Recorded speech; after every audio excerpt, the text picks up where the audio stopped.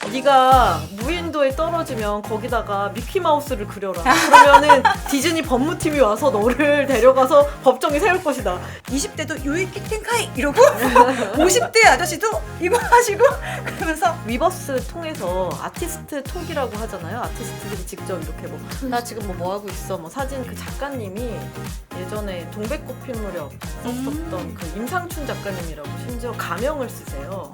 저는 최근에 봤던 팟캐스트 재밌었던 게 이제 오프라 윈프리가 오프라 윈프리요? 오프라 윈프리가 저는 그 손석구 어디에서의 손석구? 추앙하는 손석구. 해방일지. 해방일지. 제가 아까 그 작가님 말씀 주신 제 인생 작가님.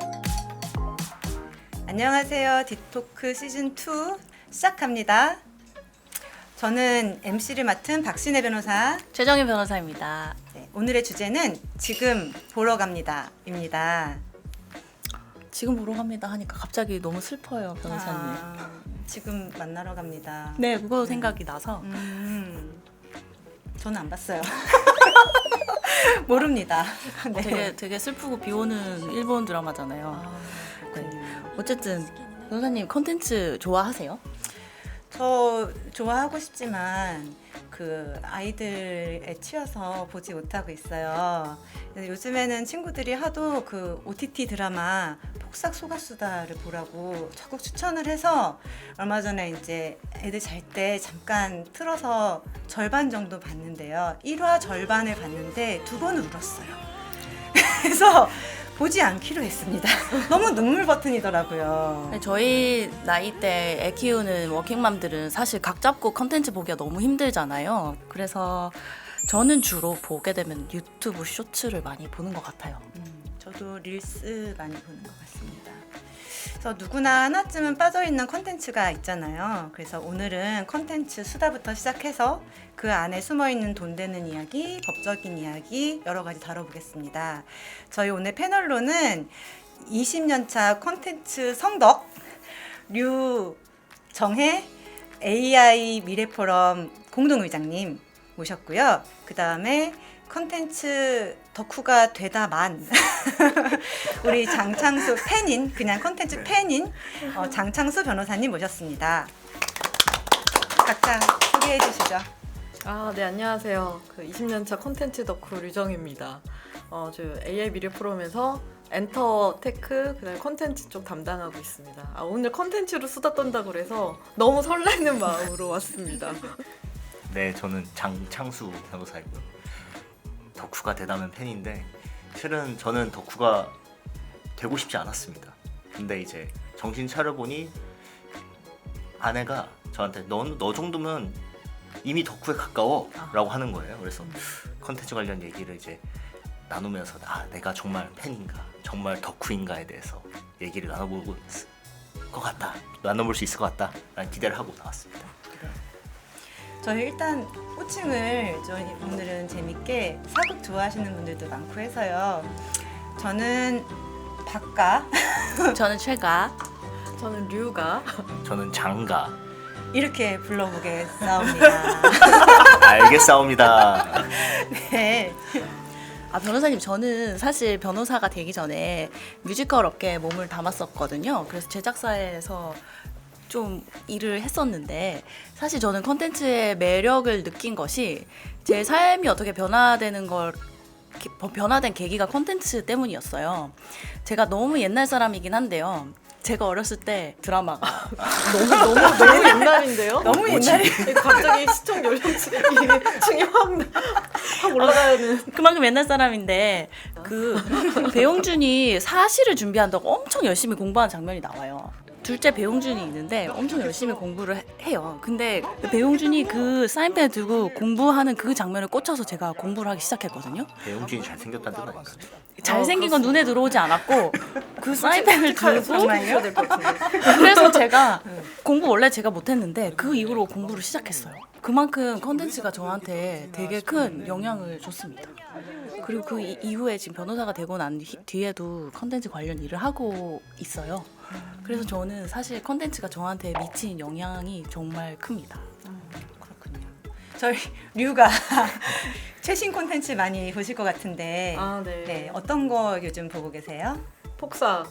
네, 폭삭도 되게 열심히 봤고 폭삭은 그 작가님이랑 감독님을 다 제가 너무 사랑하는 분들이 이번에 하셨던 거여서 어떤 작가, 어떤 감독? 그 폭삭의 그 작가님이 예전에 동백꽃 필 무렵 썼었던 그 임상춘 작가님이라고 심지어 가명을 쓰세요. 이분이 알려지기를 원하지 않으셔서 여자분이라는 사실까지는 밝혀졌는데 근데 이분이 예전에 이제 동백꽃 필 무렵도 쓰셨고 쌈마이웨이라는 그 드라마도 하셨었고 특히 동백이를 봤었을 때 제가 정말 거의 오래간만에 진짜 펑펑 이번에 뭐 폭삭도 장난 아니지만 저는 개인적으로는 어쨌든 폭삭도 너무 좋았지만 사실 동백이가 훨씬 좀 저 개인한테는 좀 더 좋았었던 것 같아요. 그래서 임상춘 작가님 워낙 팬이고 감독님 같은 경우도 보면 김원석 감독님이시잖아요.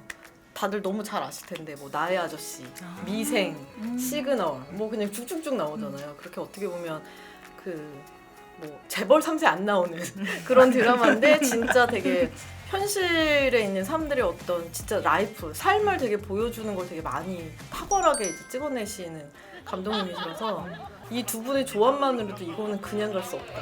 왜 이분들이 이제야 세계에 알려지게 되는구나. 그 맞아요. 요새 그 트렌드가 조금 구별이 된다 그러고 웹소설 그리고 쇼폼 그 영화는 또 영화 별개의 컨텐츠로 본다고들 하더라고요. 일단 쇼폼은 새로 웹소설은 글 웹툰도 이제 넘기는 거고 영화는 정말 각 잡고 보는 이거에서 그냥 하나의 컨텐츠가 아니라 그 안에서 여러 가지 카테고라이즈가 되는 것 같아요.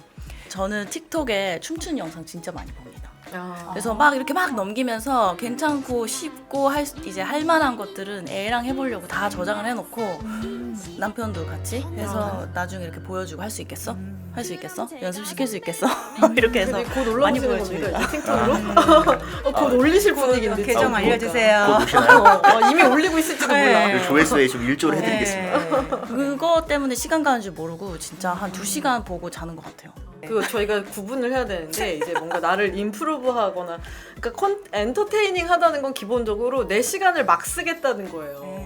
그러니까 기본적으로 시간을 소비하게 하는데 인조이하게 하는데 필요한 것들을 저희가 보통 그렇게 정의를 합니다.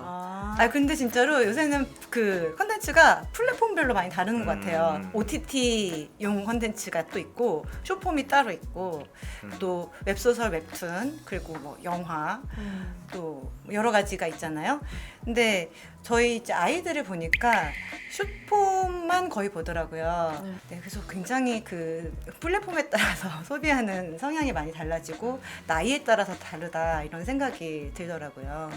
그래서 어떤 이제 플랫폼을 많이 보시나요? 아, 저도 요즘은 거의 쇼폼 위주로 보는 것 같아요. 그러니까 저도 약간 좀 할자 중독 같은 게 있어서 사실 소설이랑 웹툰 중에서는 웹소설을 또 되게 많이 이게 뭐 직업이기도 하니까 어쩔 수 없이 한동안 되게 많이 봤던 것도 있고 그래서 저는 이제 소설이랑 그러니까 텍스트랑 그 다음에는 쇼폼을 거의 주로 보는 것 같아요. 네. 저는 쇼폼을 거의 안 보는 타입이에요, 실은.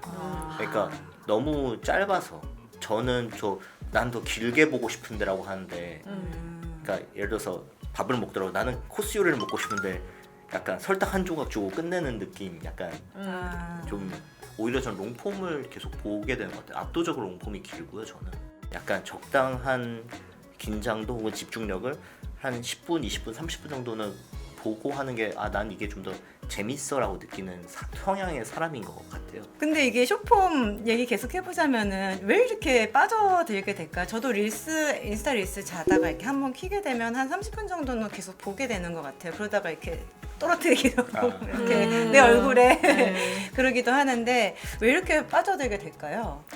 저는 이 메시지가 되게 짧아서 빨리 흡수하고 빨리 이제 까먹고 다른 거 또 보고 이런 작용 때문에 더 많이 보게 되는 것 같아요. 그래서 빨리 보면서 스트레스 해소용으로 재밌고 또 바꾸고 그래서 쇼폼을 더 많이 보는 것 같아요. 근데 이게 진짜 사람들한테 영향을 되게 많이 미치고 있는 것 같아요. 점점 사람들이 긴 걸 보는 걸 힘들어해요. 긴 걸 보는 것도 힘들어하고 그다음에 이제 전개나 이런 거에서도 어쩔 수 없이 스토리 전개상 약간 좀 천천히 왜냐면 이게 작가들이나 만드시는 분들 입장에서는 뭔가 그 호흡이 왜냐면 나중에 클라이맥스를 해서 필요할 수도 있잖아요. 근데 그 호흡을 받아주지 않아요. 보시는 시청자분이나 독자분들이 바로 쇼폰 받아주지 꺼내서 봐요. 예, 길어지면. 받아주지 않아서 네. 그러니까 되게 그 고민이 되게 많으신 것 같아요. 예, 예. 호흡이 그러니까 이걸 무의식적으로 이거 받아들이는 호흡 자체가 완전히 달라지고 있거든요. 그리고 이제 저는 원래 이제 마케팅을 했었던 사람이니까 트렌드나 이런 거를 이제 확인하고 이러는 게 이제 무의식적으로 습관적으로 계속 하게 돼요. 그래서 이렇게 체크하는데 쇼폼이 되게 중요한 이유가 뭐냐면 여기서 요즘은 트렌드가 다 나오거든요. 아 지금 사람들의 이슈나 화제나 트렌드에 뭐가 오르고 있다. 뭐 이러면 그게 뭐 팔리는 제품일 수도 있는 거고 아까 댄스일 수도 있는 거고 뭐 제니의 코첼라 영상일 수도 있는 거고 되게 분야는 다양한데 그런 화제가 되는 것들이 압도적으로 이제 잘려가지고 많이 올라오기 때문에 그걸 한 몇 이렇게 조금씩만 훑어도 아 요즘 이게 되게 화제구나 이슈구나 트렌드구나 이런 거를 되게 잘 알 수 있거든요. 또 만드는 것도 AI로 쉽게 만들어지니까 확산도 빠르고. 그러면 쇼폼은 제가 이제 되게 이거에 대해서 조금 생각해봤는데 제작 방식부터 많이 달라질 것 같고 서사나 약간 기승전결이 있다고 하더라도 쇼폼에 나오는 이야기들을 보면은 이 사람이 띵 났다 저 사람이 띵 나서 얘기하고 저 사람이 또 띵 나서 얘기하고 이렇게 되더라고요. 그래서 카메라 무빙 이런 거 전혀 없이 그냥 사람이 뿅뿅뿅뿅 나와서 대사하고 끝나고 이런 식으로 돼서 없고 왜냐면 시간이 뭐 짧으면 진짜 한 10초, 15초짜리부터 길어봤자 한 1분 정도 사이에서 거의 소구가 되니까 약간 그렇게 나올 수밖에 되게 없는 거고 딱 그 클라이맥스나 하이라이트를 되게 보고 소비하는 거에 굉장히 익숙한 방식으로 진행이 돼서 그렇게 갈 수밖에 없는 것 같은데 그게 마케팅 효과도 많이 있어요. 그래서 폭삭 같은 경우도 뜨기 전부터 이미 쇼폼이 쫙 깔리니까 사람들이 이거 뭐 화제가 되고 아이유랑 박보검 나온다는데 너무 궁금하다. 제목이 왜 이러지? 이게 무슨 말이야? 막 이러다가도 그 장면에서 나오는 이렇게 뭔가 그런 어떤 장면이나 거기 나오는 캐릭터나 이제 그런 거가 마음에 들면 가서 봐야지라는 생각을 하게 되니까 요즘 사실 이제 그 드라마나 약간 이런 작품들 홍보할 때 엄청 많이 쓰이고 있어요. 그러니까 의도적으로도 저는 되게 많이 깔고 있다고 보여지거든요. 홍보할 때 예, 많이 그러니까 쓴다. 이게 대세야, 이게 지금 트렌드야. 약간 이런 느낌을 압도적으로 쇼폼에서 많이 만들어주고 있는 것 같아요. 쇼폼 자체가 돈이 되는 수익화 도구가 될 수도 있지만 쇼폼으로 광고나 마케팅의 그 수단이 될 수도 있는 거네요. 아 그럼요, 네, 그럼요. 네. 그걸로 많이 쓰이고 있고. 컨텐츠 홍보 수단으로 더 많이 활용되는 그쵸, 것 같아요. 그쵸. 아니, 쇼폼 그 자체가 자체의 수익을 수익 낸다기보다는. 수단이면은 그렇군요. 저는 보통 영어를 공부한다는 목적 핑계 삼아서 그 해외 되게 버라이어티 쇼들에 그 어떻게 보면 셀럽들 출연한 그 장면들 나오는 게 되게 재밌는 게 많거든요. 네. 그래서 그거 보시면 기절하시겠어요, 우리 신혜 변호사님. 네, 그래서 약간 저는 좀 이렇게 오늘 우리 저희 팟캐스트처럼 이렇게 티키타카가 약간 이렇게 되는 거가 좀 재밌더라고요. 그리고 저는 최근에 봤던 팟캐스트 네. 재밌었던 게 이제 오프라 윈프리가 오프라 윈프리요? 오프라 윈프리가 와 진짜 오랜만이다. 한 한 10년 전, 네. 10년 전에 지금 소비하는 거 홀드지 지금. 네. 그러니까 이게 또 콘텐츠 힘이죠. 네. 시간이 지나도 또 쌓여있는. 쌓여있다. 네. 즐겁게 볼 수 있다. 그럼요. 저는 진짜 이게 거의 다 캐릭터 힘이라고 진짜 많이 생각하거든요. 물론 이제 이렇게 어마어마한 팬덤이나 IP를 영상을 내면 세계관이 많이 받쳐줘야 되지만 사실 그렇지 않을 때는 이제 캐릭터가 가진 매력이 진짜 많이 좌우한다고 생각하는데 저는 그 손석구 어디에서의 손석구? 그러니까 어떤- 손석구가 여러 추앙하는 그거? 곳에서 매력적인 추앙하는 손석구. 해방일지 해방일지. 제가 아까 그 작가님 말씀드렸죠. 제 인생 작가님 정말 두 분 계신데 한 분이 임상춘 작가님, 다른 한 분이 박형 작가님. 해방일지. 너무 멋있어요. 네. 저 진짜 연예인 좋아해본 적 별로 없는데 친구 같아요. 아줌마가 좋아하니까 약간 그럴 부끄럽긴 한데 너무 멋있어요. 근데 그때 많은 분들이 그러셨어요. 정말 제가 그때 정말 사방에서 만나는 사람들마다 나 손석구 아리하고 있다는 정말 증언들이 쏟아지고 심지어 제 친구들은 이제 우리가 같이 가는 그 워킹맘들 4명이 이제 동갑인 친구였어서 같이 한 번씩 1박 2일 가는 친구들이 있는데 우리의 이름은 해방여행이다 이런 식으로 이 컨덕들이 막 이렇게 모이시면 이렇게 하면은 막 다 손석구 아리 하시면서 그러시더라고요. 근데 저는 개인적으로는 멜로가 체질에서의 손석구 그 커플이 또 되게 귀여워서 그 되게 좋아합니다. 네.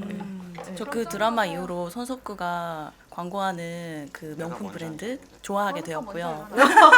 손석구가 좋아하는, 광고하는 아, 효과가 엠베서더 효과가 확실했네요. 네. 캐릭터의 그 힘인가요? 맥주도 그 맥주 아. 맥주도 맥주도요.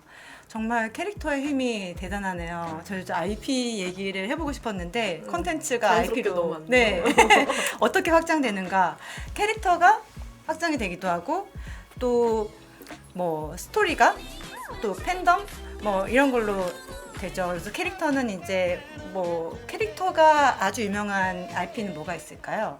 아, 너무 많죠. 유명한 IP 중에 캐릭터가 유명하지 않은 건 없잖아요. 애엄마라면 해리포터 먼저 나와야 될 것 같아요. 또 해리포터는 스토리가 또 해리포터는 네. 사실 이제 뭐 어떤 특정 캐릭터들도 뭐 유명하지만 그냥 그 세계관 자체가 세계관. 오히려 더 파워풀하다고 사실 반지의 제왕도 마찬가지고 맞아요. 약간 이런 작품들은 판타지 대작들은 정말 이제 세계관 자체가 압도적이어서 계속 가는 그런 좀 일본 IP들은 다 그렇지 않나요? 일본 IP들도 포켓몬부터 세계관인가요? 아, 이제 그렇죠. 시작해서 제일 짱, 예. 캐릭터의 그렇잖아요. 천국인 것 같아요. 아, 그럼요, 예. 그럼요. 일본 요즘 우리 아이들이 원피스 한참 사달라고 아, 이제 그럼요, 루피 그럼요. 사달라고 하다가 네. 갑자기 이제 주술회전에 음. 사달라고 네. 네, 해서 정말 곤란한 많이 합니다. 그래서 제가 게임 얘기를 이제 아이들 얘기를 하다 보니까 오징어 게임도 로블록스 게임으로 나왔고요. 그리고 저희 아이들이 로블록스를 하다 보니까 원피스 만화 진짜 옛날 만화잖아요. 정말 옛날 만화인데 원피스 세계관을 깨고 있는 거 애들이 다 알고 있어요. 약간 일본은 그 네. 작가님들이 하나 히트 치시면은 거의 네. 죽을 때까지 그리시지 않나요? 그리고 그리고 제발 사람들이 모든 사람들이 기원하죠. 완결은 내고 돌아가셔야 될 텐데 막 이러면서 찝찝한 상태로 맞아요. 나오면 안 네, 되는데. 네. 예. 넷플릭스의 효과로 또 재패니메이션이 전 세계에 퍼지는 그래서 넷플릭스에 보니까 주술회전이 있더라고요. 네. 그래서 15세 이상이긴 한데 제가 가끔 저의 지도하에 보여주기는 해요. 네, 약간 기괴하긴 하지만 팬덤이 엄청나더라고요. 얼마 전에 어마어마하네. 얘기했는데 우리 아이들도 좋아하고 20대에도 푹 빠져 있고 20대도 요이 핑핑카이 이러고 50대 아저씨도 이거 하시고 그러면서 너무나 빠져 있어서 신우님 되게 특이하다. 신우님 왜냐하면 신우님이 지금 본인 에이지에서 지금 히트하는 콘텐츠는 아무것도 몰라. 그건 10년 전, 20년 전에서 고정돼 있어요. 엘리 맥빌 막 이런 얘기 하시면서. 로블록스에서 사실 다 알게 된 거예요. 그래서 제가 로블록스는 돈을 되게 많이 벌것 벌고 같죠? 있거든요. 저한테도 많이 벌러 가요. 로블록스가. 그런데 그 돈을 다 본인들의 수익으로 못 시키는 게 다 IP 라이선스로 주고 있구나라는 생각이 들더라고요. 그래서 그 IP가 확장이 되면서 이제 그 원 IP를 보유하고 있는 사람의 수익이 제일 많아지지 않을까라는 생각이 들기도 하거든요. 근데 로블록스는 IP로 주고 있어서 돈을 그만큼 못 벌고 있는 건 아닌 것 같고요. 그 비즈니스 구조를 보면 조금 달라요. 그러니까 약간 그리고 이제 로블록스를 만든 사람들의 어떤 시작한 거 자체가 그분들이 원래 교육용 그 소프트웨어 만들던 그 교육의 원래 뜻이 있던 분들이 세운 회사여서 그러니까 어떻게 보면은 독하게 모네타이제이션을 안 하시는 거예요. 아주 자꾸 이거 비즈니스적으로 분석을 하자면 타겟 확장이 안 되는 것도 큰 이슈다. 왜냐면 이게 중학생만 되면 이제 다른 데로 넘어가거든요. 이제 모바일 게임이나 혹은 이제 다른 비디오 게임이나 이런 데로 이제 넘어가고 여기서 더 계속 로블로 올라가진 않거든요. 약간 궁금해하신 이제 IP 비즈니스에서의 되게 확장을 저희가 만약에 나는 여기를 드릴다운 해가지고 얘네들이 돈을 어떻게 버는지를 정말 너무 파보고 싶다라고 하시는 분들께는 제가 3개를 추천합니다. 3개를 추천은 뭐냐면 이제 일본의 아까 애니메이션이나 이렇게 만화로부터 시작되는 그런 뭐 포켓몬유라든지 이런 애들이 게임과 뭐 웹툰 애니메이션과 그다음에 만화와 이걸 연결해가지고 우리는 안 보이지만 일본에서 또 어마어마하게 그 비즈니스 IP 비즈니스 규모가 끝장이거든요. 그래서 거기를 한번 파서 쭉 보셔야 되고 또 하나는 그냥 전 세계 최고의 IP 회사인 디즈니. 디즈니. 네. 디즈니는 또 이제 그 경험이랑 관련된 부분 아시겠지만 월드, 뭐 랜드 이런 부분부터 시작해서 사람들이 생각할 땐 디즈니가 막 되게 영화나 이런 걸로 많이 알려져 있어서 영화로 돈을 되게 많이 버는 거였잖아요. 물론 많이 벌어요. 많이 벌지만 랜드월드에서 버는 거, 그 다음에 라이센싱 비즈니스에서 버는 거에 비하면은 거기도 약합니다. 그래서 그런 얘기가 있어요. 그러니까 라이센싱 비즈니스로 벌어서 뭐 예를 들면 중국에 새겨진 미키마우스의 기저귀 때문에 디즈니가 돈을 번다 뭐 이런 식의 표현을 하는 게 결국 그 IP를 가지고 라이센싱 비즈니스 버는 부분이 굉장히 커요. 그렇다 보니까 디즈니가 이 IP를 프로텍트 하는데 목숨을 거는 회사인 거예요. 그래서 아마 디즈니에 관련돼서 또 이제 특히나 여기 변호사분들이 그 얘기 들으신 적 있죠. 그 네가 무인도에 떨어지면 거기다가 미키마우스를 그려라. 그러면은 디즈니 법무팀이 와서 너를 데려가서 법정에 세울 것이다. 이런 얘기가 있을 정도로 네. 그 IP 라이센스를 그 스틸하는 거를 전혀 막 눈에 불을 켜고 이렇게 잡는 그 시스템이 진짜 잘 됐거든요. 그렇지 않으면 사방팔방에서 그 IP들 가져다가 많이 짝퉁 작품들 엄청 만들고 그게 수익으로 안 들어올 거잖아요, 회사에. 그래서 이제 미국에서 이제 디즈니가 그거에 이제 제왕 같은 회사고 일본. 근데 일본은 생각보다 사람들이 모르는 건 밖으로 많이 안 나와 있어서. 그 다음에 이제 한국의 K-팝 인더스트리를 보시면 돼요. 그러니까 이게 IP를 이용을 해서 IP와 팬덤을 이용해서 어떻게 새로운 비즈니스 가치를 창출을 계속 진화하면서 해내고 있는가. 그러니까 그 지점을 볼 때는 요 세 개만 보면 전 세계 IP 비즈니스 분석은 끝납니다. 전 너무 궁금해요. IP, 그림, 아니면 스토리 이게 어떻게 그렇게 확장이면서 돈을 그렇게 많이 버는지가 사실 되게 궁금하긴 하거든요. 컨텐츠 보진 않지만 근데 그럼 만약에 예를 들어서 K-팝의 뭐 BTS 이러면은 이제 어떻게 어디까지 갈 수가 있을까요? 그 IP 비즈니스가요. BTS는 이제 ARMY라는 팬클럽이 있고 그 팬클럽이 또 뭐 팬클럽이라고 하면 팬덤? 뭐 팬덤이, 팬들이 네. 계시죠. 네. 일단 콘서트 수입이 제일 클 것 같고 그다음에 MD 상품 같은 것도 많이 네, 그런 부분도 네네 있고. 수익을 올리는 구조인 것 같고 이외에 그 음악 콘서트가 아니다 할지라도 뭐 팬과 뭐 미덕 같은 것도 있을 수 있을 것 같고 그렇죠. 네.